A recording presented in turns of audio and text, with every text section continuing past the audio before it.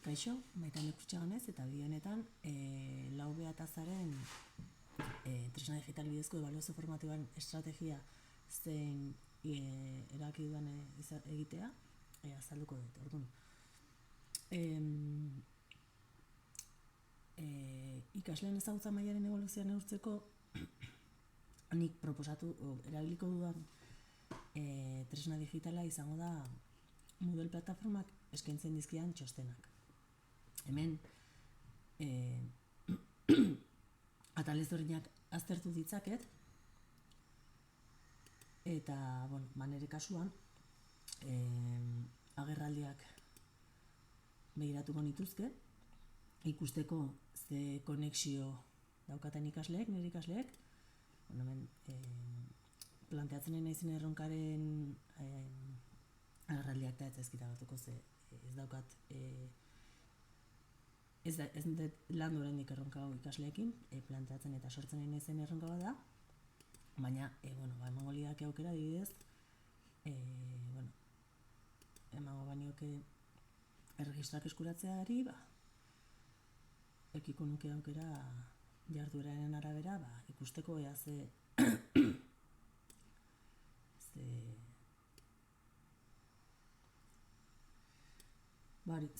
ze konexio daukaten ere ikasleek,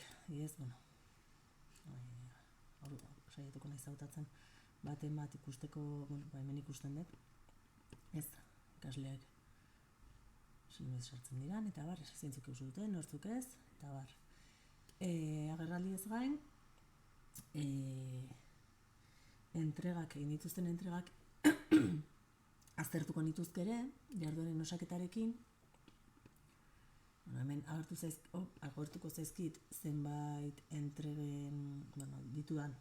entrega guztien egoera zein dan, eta hemen ikusiko nuke, nik aurrez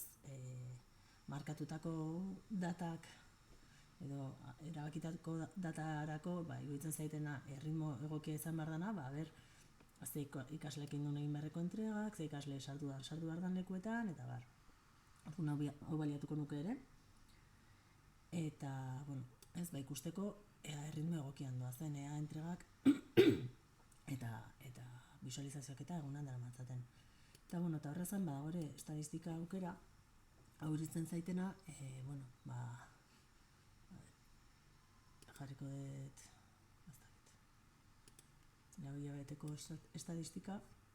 honek emateita aukera ikusteko,